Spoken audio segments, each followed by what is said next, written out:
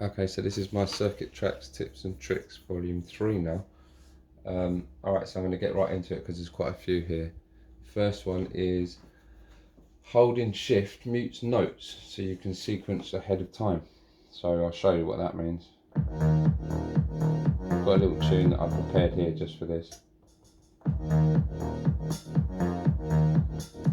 if I wanted to put some of these in, I'd press this and I'd choose wet. But if you hold shift, now I've hold the note, you don't hear it until it comes in. So I like that one. So that's quite good to play if you're going to be playing ahead of time. So if we're using this pattern lock, and then I was to go,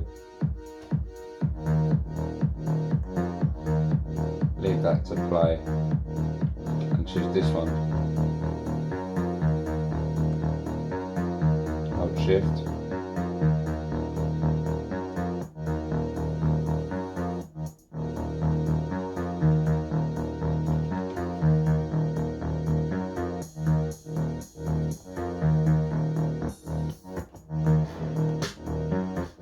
find it.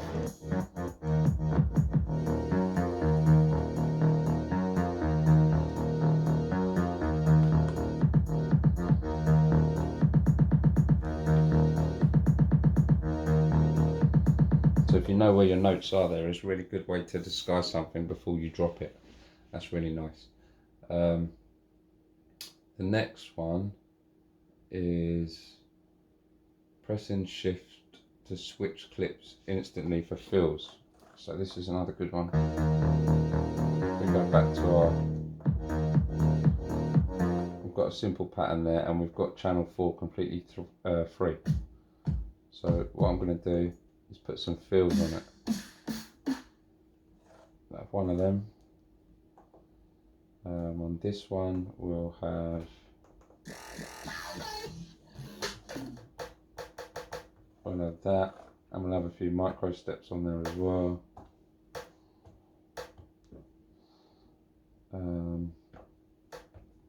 And on this one we'll have some kicks.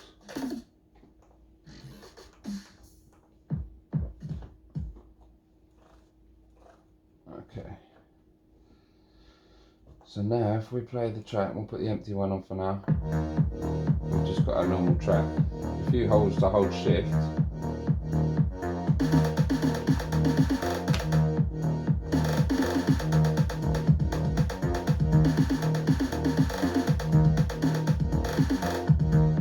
instantly flick through. So this is really good when you're sort of doing a little build up and you want to go.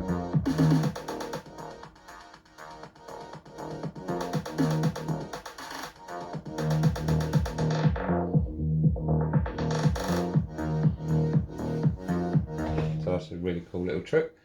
The next one is switching keys and scales of a song. This is really interesting because you could have a song like this, which is really generic. It only took me about a minute to put it together. So we're on a key here, we're on C, D, E, or D sharp. And I think I'm on harmonic minor at the moment. But if you were to change the mode, or the scale, sorry, and give it a completely different feel. So one thing I like to do before I even start a track, or start fleshing out a loop or a track that I've started, is to flick through different keys and see what different feels different keys bring. In this scenario, this one sounds better than harmonic minor.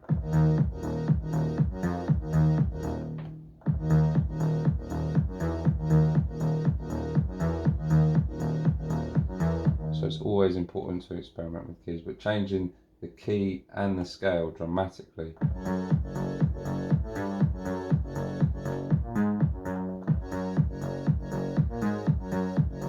completely changes it. And by the way, you can get lost in it.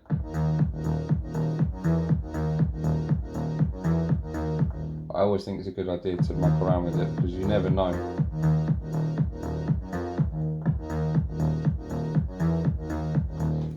You never know where it's going to take you. Really good tip. Okay, and what I'll give you some examples of that actually before we go any further.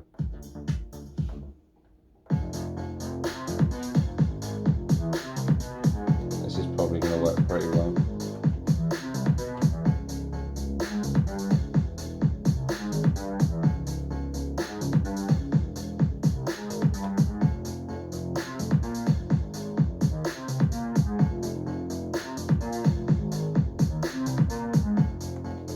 Subtle, but that is quite different from let's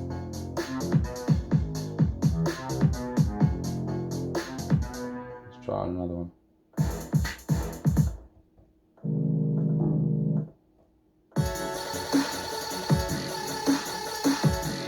Probably not going to work since it's all samples.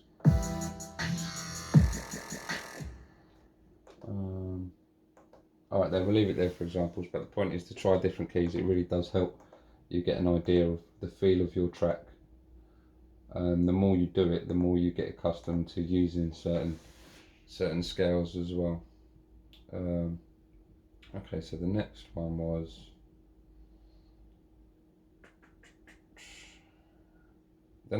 playing through the synthesizer in order to get to the external ones. So if I get my keyboard and I go onto MIDI channel 1, I'm able to play MIDI channel 1. If I put this on MIDI channel 2, I'm able to play MIDI channel 2. If I put this on MIDI channel 3, which the micro freak is on, it will not play it. And that's because it doesn't carry the MIDI 3 data.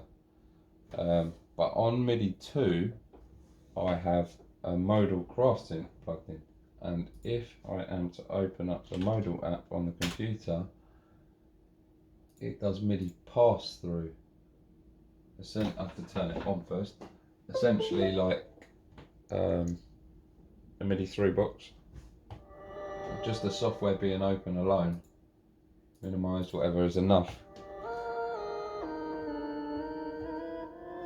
It's enough for me to play it through the tracks, which is a really useful trick as well.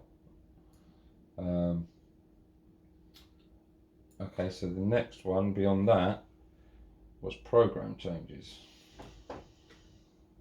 So I'm on the modal still, and if I am to flick through program changes on the modal, which is 4,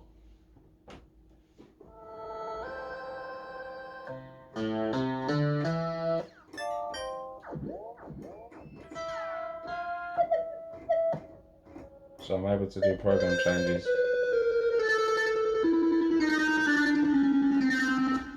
through the keyboard, which is really nice. Let's take it one step further. If you're on MIDI channel 1, you can use the same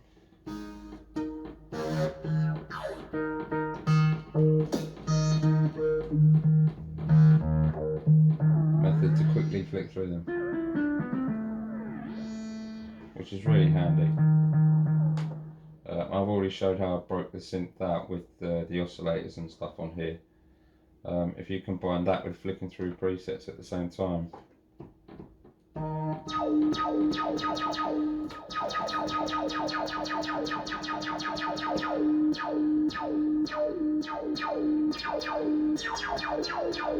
really handy. Let's come off that. Okay, I'll just get this to stop playing.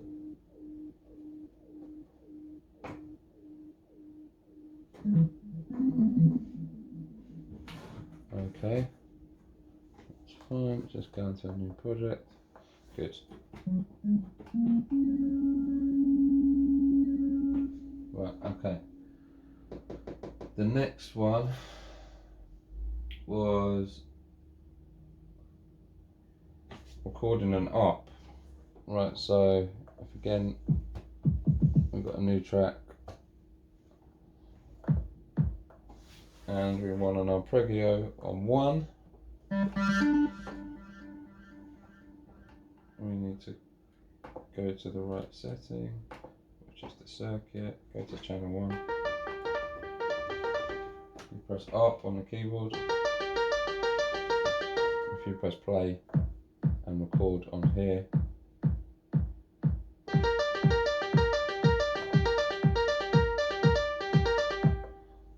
I mucked that up a little bit, but the idea is you press record, you press play.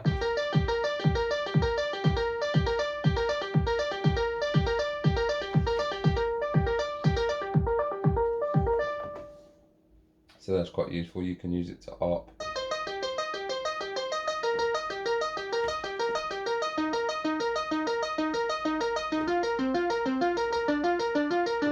You can use it to ARP the circuit. I was going to try key splits with it, but I haven't practiced that enough. So if we did go to zones and we put zones on,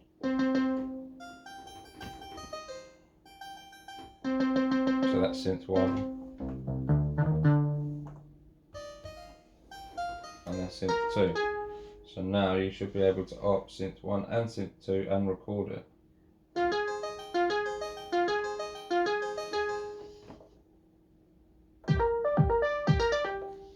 Let's keep this on new patterns, and whichever, it doesn't matter.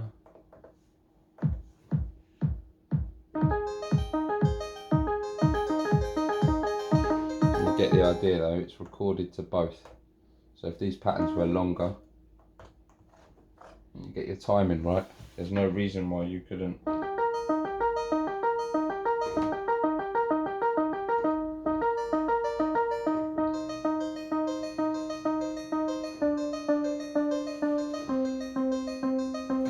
No reason why you couldn't come up with something inspiring really quickly and record it.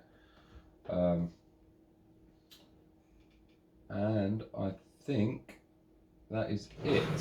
Yep, that is it for today. Thanks for watching, guys. Like and subscribe, and I will do more. Thanks for your time.